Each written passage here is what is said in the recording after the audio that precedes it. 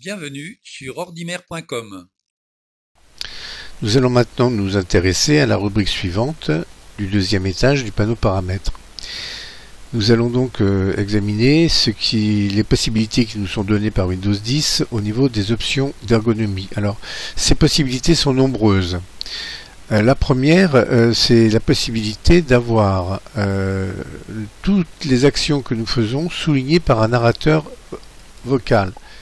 Ça peut être très intéressant pour les gens qui sont des déficients auditifs, par exemple. Donc là, j'ai activé le narrateur et maintenant, je vais avoir une voix, en l'occurrence une voix féminine, qui va souligner tout ce que mon curseur... Zone de liste modifiable, choisir une voix, Microsoft Hortense Desktop French. Zone de liste modifiable, choisir une voix. Désactiver, démarrer le narrateur automatiquement. Donc cette possibilité peut très vite devenir pénible hein, si vous n'avez pas de problème auditif. Par contre, elle peut vous aider dans le cas contraire, puisque quel que soit l'endroit où vous déplacez votre curseur, il va vous indiquer exactement les possibilités qui vous sont données. Comme là, vous voyez, elle me dit que c'est le 7e titre sur 7. Et que c'est un titre qui me permet d'accéder aux autres options d'ergonomie.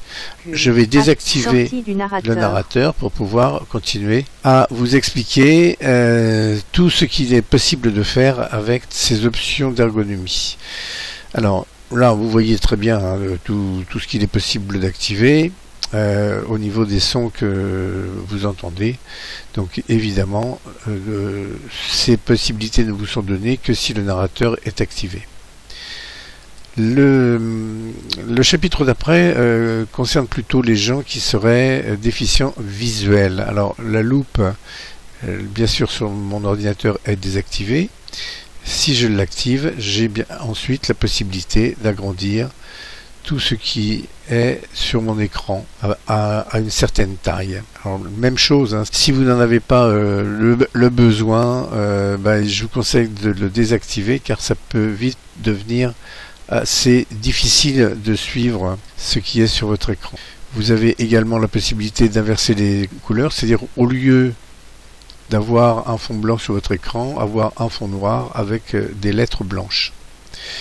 De la même façon, le contraste élevé, vous pouvez le changer en utilisant, vous voyez, toutes les possibilités vous sont données à ce niveau-là. Si vous êtes intéressé, eh bien vous pouvez tester hein, et puis conserver ce qui vous paraît le plus intéressant.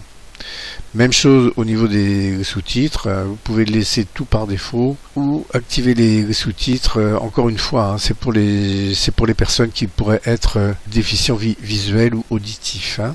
Alors, même chose pour le clavier visuel, hein, vous pouvez l'activer, c'est-à-dire vous retrouvez avec un clavier visuel sur votre écran et au lieu de taper sur le clavier réel qui est donné en général avec les ordinateurs, eh bien vous pouvez utiliser un clavier visuel tel qu'il est là.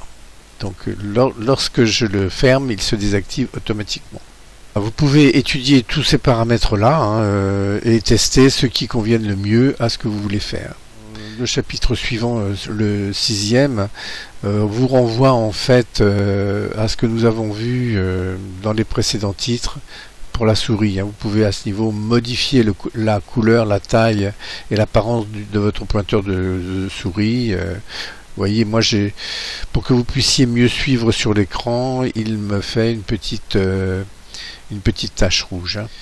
Le dernier, enfin, vous permet encore d'avoir d'autres possibilités que vous pouvez étudier une par une lorsque vous êtes intéressé.